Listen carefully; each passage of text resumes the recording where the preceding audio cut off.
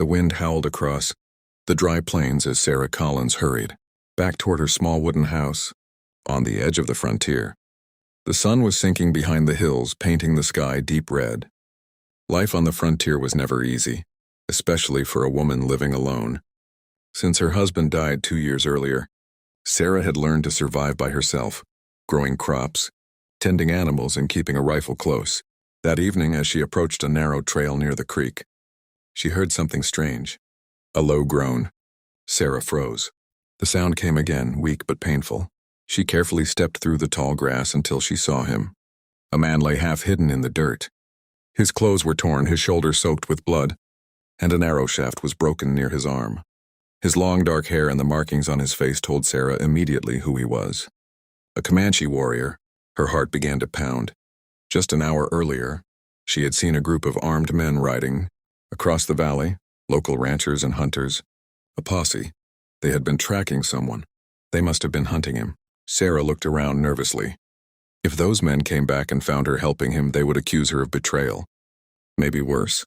The wounded warrior tried to lift his head but collapsed again. "Water," he whispered hoarsely. Sarah hesitated. Every story she had ever heard warned settlers to fear Comanche warriors. But the man lying before her didn't look dangerous. He looked like he was dying. She sighed quietly. "All right," she murmured. "But if you kill me later, I'll be very disappointed." With great effort, she helped him to his feet. He was heavy and barely conscious, but somehow she managed to guide him all the way back to her cabin. Inside, she laid him on the bed. Sarah cleaned the wound carefully. The bullet had grazed his shoulder, leaving a deep tear in the flesh. She washed it with boiled water and wrapped it with clean cloth. The warrior watched her silently, his dark eyes alert despite the pain. "You should not help me," he finally said in broken English. "Well," Sarah replied while tying the bandage, "it's a little late for that now." He studied her face as if trying to understand her. "Why?" he asked. Sarah shrugged. Because leaving someone to die in the dirt seemed like a worse idea. Outside, the wind rattled the wooden walls of the cabin. For a long moment, neither of them spoke. Then suddenly, the distant sound of horses echoed across the plains. Sarah's eyes widened. The posse. Without hesitation, she blew out the lantern and whispered urgently, "Under the floor." She lifted a loose plank near the bed, revealing a small hidden space her husband once built to store supplies. The warrior slid down just as the sound of hooves thundered outside the cabin. A harsh knock slammed against the door. "Open up, Sarah," a voice shouted. She took a deep breath and stepped toward the door. Morning came quietly. Golden sunlight slipped through the cracks of Sarah's cabin walls as she prepared, a pot of coffee over the small stove. The wounded warrior sat at the table, his shoulder wrapped tightly in clean cloth. Though pale from blood loss, he looked stronger than the night before. He watched Sarah carefully as she moved around the room. "You stayed," he said. Sarah glanced at him. "Well, it's my house," she replied dryly. A faint smile appeared on his face. "I mean, you did not leave me." She poured coffee into 2 cups and handed one to him. "I figured if I saved you, I should at least make sure you don't die on my kitchen floor." For a while they drank in silence. Finally, Sarah asked, "Do you have a name?" The warrior nodded. "Tawa." Sarah repeated it slowly. "Tawa." He pointed at her. "Sarah." She raised an eyebrow. "You heard them outside last night?" Tawa nodded again. "They hunt me because they fear my people." Sarah sighed. "Well, judging by the way they act, they're not exactly saints either." Tawa studied her face again as if trying to understand her strange sense of humor. Then suddenly he stood. "I must go." "You can barely stand," Sarah said. "My warriors will search for me." Sarah walked to the door and peeked outside. The plains were quiet. "Well," she said, "try not to bleed all over my porch." Tawa stepped outside and paused. He turned back toward her. "You saved my life, Sarah Collins." She shrugged. "Try not to make me regret it." He nodded once and walked into the tall grass, disappearing into the endless prairie. Sarah watched until he vanished completely. Then she returned to her chores, believing the strange encounter was over. But the next morning, she woke to a terrifying sound. Hooves. Many hooves. Her eyes flew open. The ground trembled outside. Sarah rushed to the window and froze. At least 20 Comanche warriors surrounded her house. They sat silently on their horses, forming a circle around the cabin. Her heart began to race. Oh no. She grabbed her rifle, her hands shaking. Had Tawa betrayed her? Had he told his people she was alone? Outside, one warrior rode forward slowly. Sarah stepped onto the porch, rifle in hand. The riders watched her without moving.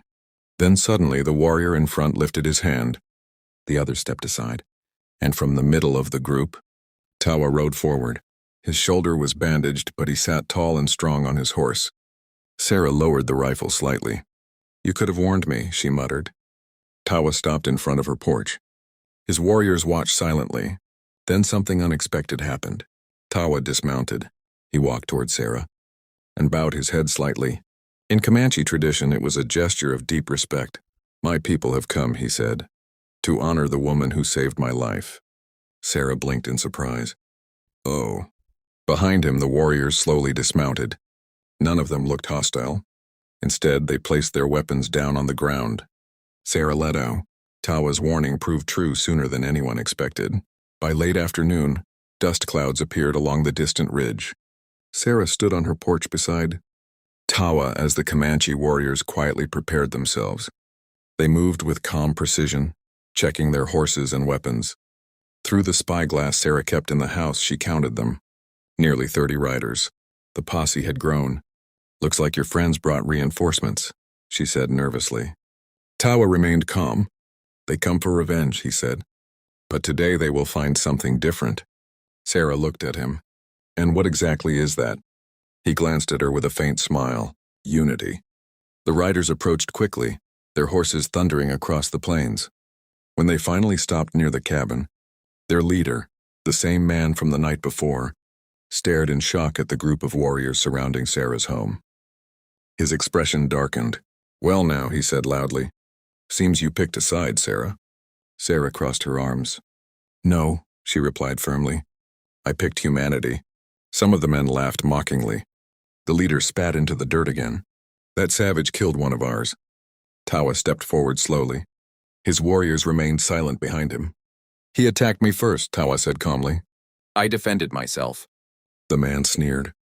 "You expect us to believe that?" For a moment, the air grew heavy with tension. Hands hovered near gun holsters.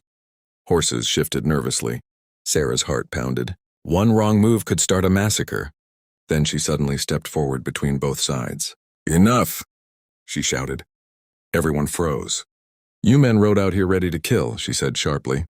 "But none of you stopped to ask why any of this happened." The posse leader glared at her. "And what would you know about it?" Sarah pointed toward Tawa. "That man could have died yesterday. Instead, I helped him." "And what did he do?" She gestured to the warriors behind him. "He brought his people here. Not for revenge, but for respect." Some of the riders shifted uncomfortably. Sarah continued. "If you start shooting now, you're not defending anything. You're just proving every terrible story people tell about this land." Silence spread across the field. Even the wind seemed to pause. The posse leader looked around at the armed warriors, then back at Sarah. Finally, he sighed heavily. "This land's changing," he muttered. After a long moment, he turned his horse. "Let's go." One by one, the riders followed him, disappearing back across the plains. Only when the dust settled did Sarah finally relax. She exhaled slowly. "Well," she said, "that could have gone worse." Tawa stepped beside her. "You stood between two armies." She shrugged. "I've had worse mornings." Tawa smiled. "My people do not forget courage," he said. He removed a small carved pendant from around his neck and handed it to her. "This means you will always be a friend to the Comanche." Sarah held the pendant carefully. The sun was beginning to set again, casting go.